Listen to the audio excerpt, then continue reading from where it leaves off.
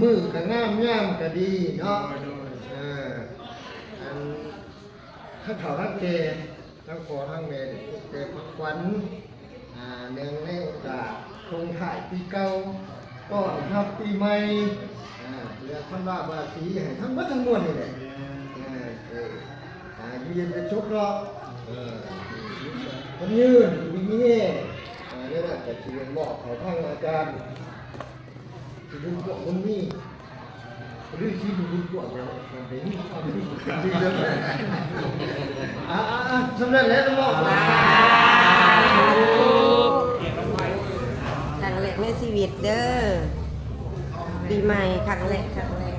แหกมานแมนครั้งที่ครั้งแรกในชีวิตครั้งนี้บอกครั้งนี้ขึ้นสมุสรแมนเป็นการหมั่นเฮาหมอพ่อเขายิ้มกันหมอพ่อใหม่เนาะแมนไม่เ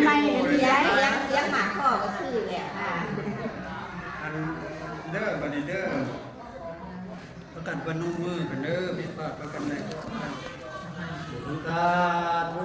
สาธุนะโมตัสสะภะคะวะโตอะระหะโตสัมมาสัมพุทธัสสะนะโมตัสสะภะคะวะโตอะระหะโตสัมมาสัมพุทธัสสะนะโมตัสสะภะคะวะโตอะระหะโตสัมมาสัมพุทธัสสะพุทธังอายุวัตนังเทสีวิตังยาวานิพานังสรณังคัจฉามิธัมมังอายุวัตนังเทสีวิตังยาวานิพานังสรณังคัจฉามิสังฆังอายุวัตนังเทสีวิตังยาวานิพานังสรณังสี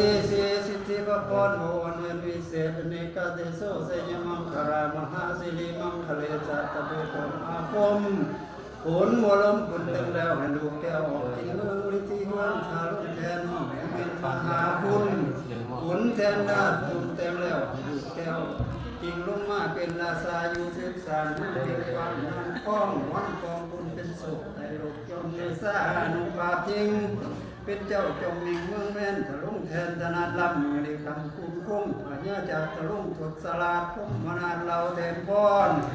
พาดนี่ขอจะเชิญนักเทพเจ้าผู้อยู่กำภายเหนือมาสกุลสยอคนงานจะเยอะขอจะเชิญนักเทพยุดา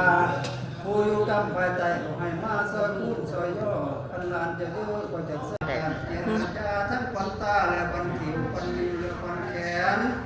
ขวัญคาแม่นในบาลัยสมัยพ่อเหม็นควันหูควันดังรูดมกินมากินเหงาเหม็นหัวใจก็ไม่มาซาในมื้อนี้วันนี้ว่ามาเถิดมาเถิดมาเถิดอันนั้นยังติอุอาอุมาประสิทธิอันภาเวนะประสิทธิมังคลังจัตตาโสติภาวันตุติสา